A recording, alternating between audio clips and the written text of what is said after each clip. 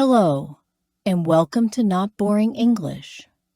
Today's story is called My First English Conversation, and it's something many of you will understand. This lesson is designed for learners at the A2 and B1 levels, and it's about being brave and speaking English for the first time. Please feel free to pause the video to practice the shadowing technique to improve your pronunciation and fluency. Remember, you can also slow down the video in the settings if you need to. My first English conversation. My name is Sophia. For 1 year, English was my secret friend. It was a friend I met only in books and on my computer screen. I spent hours learning grammar rules. I wrote down long lists of new vocabulary words, and I watched movies with subtitles. I could understand a lot.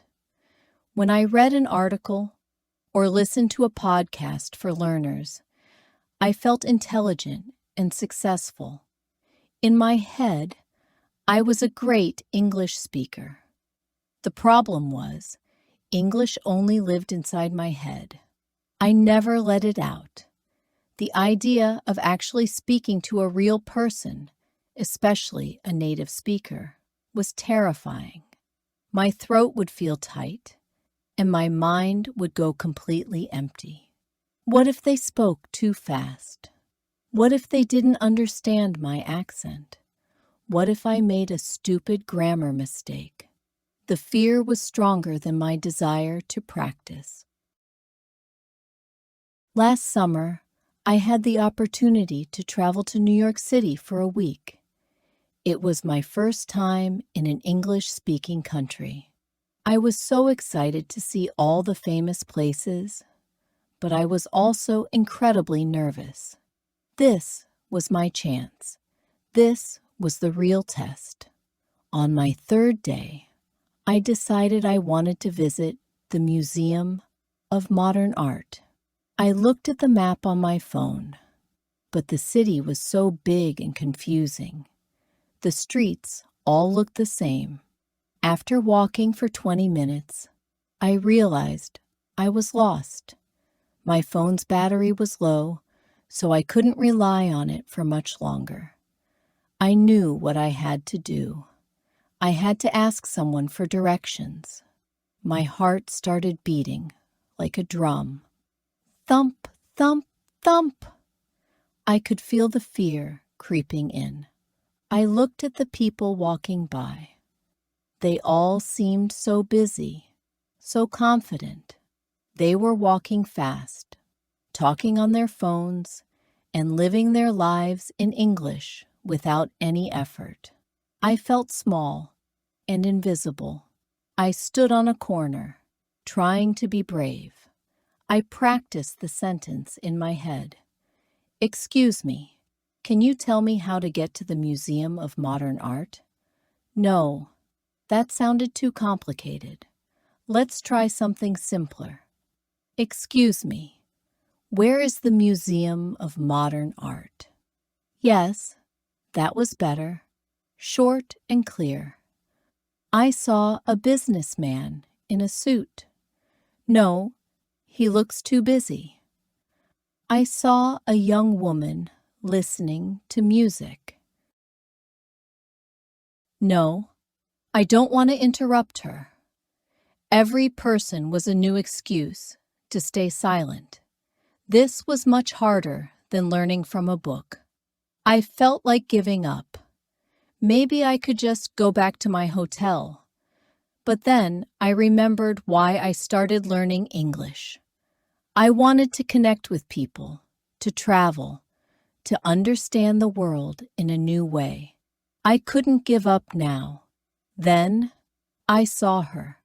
An older woman was sitting on a park bench, reading a book. She had kind eyes and a gentle smile. She wasn't rushing. She seemed approachable. I thought to myself, "Okay, Sophia, this is your chance. She looks nice. You can do this. I took a deep breath. My hands were a little shaky. I walked slowly toward the bench. With every step, my inner voice was screaming, "Don't do it. It's scary. Go back." But I kept walking. I stood in front of her. She looked up from her book. I opened my mouth, but for a second, no words came out. All the English I knew was gone. My mind was a white wall. Then I took one more breath and pushed the words out. "Excuse me," I said. My voice was a little quiet. "Where is the Museum of Modern Art?" I said it. The words were out in the world. I held my breath, waiting for her reaction. The woman smiled. It was a warm, genuine smile. She didn't look confused. She didn't laugh at my accent. She understood me perfectly. "Oh, of course," she said, speaking slowly and clearly. "You're quite close. You need to walk straight down this street for 2 blocks. Then turn left. You will see a very big building with a glass front. That's the museum. You can't miss it." I listened carefully to every word. 2 blocks. Turn left. Big building. I understood. I actually understood her directions. A wave of relief washed over me. "Thank you," I said. "Thank you so much." I started to turn away, happy with my success. But then the woman asked me another question. "You have a lovely accent. Where are you from?" My heart started beating fast again. This was not a sentence I had practiced. This was a real conversation. My brain searched for the words. I am from Spain," I said. "Spain. How wonderful," she said. "I visited Barcelona last year. It's a beautiful city."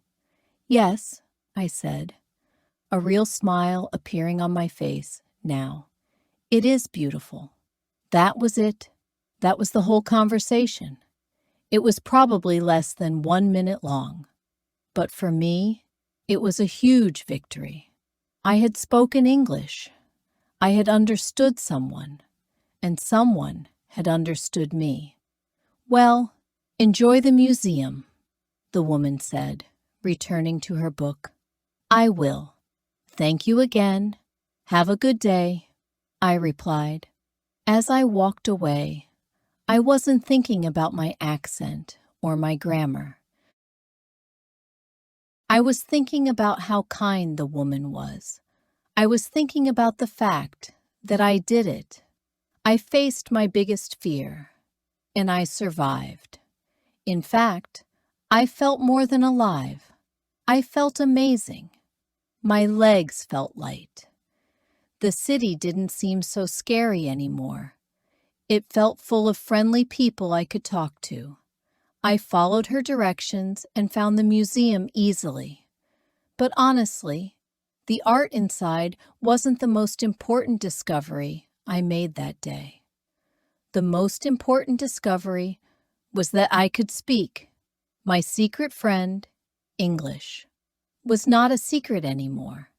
It was a real tool I could use to connect with the world, and I couldn't wait to use it again.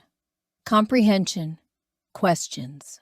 Now, I will ask a few questions about the story to check your comprehension. Try to answer these questions in the comments section below to practice your English writing. 1. At the beginning of the story, why was the narrator afraid to speak English? 2. Where did the narrator need to go, and why did she need to ask for help? 3.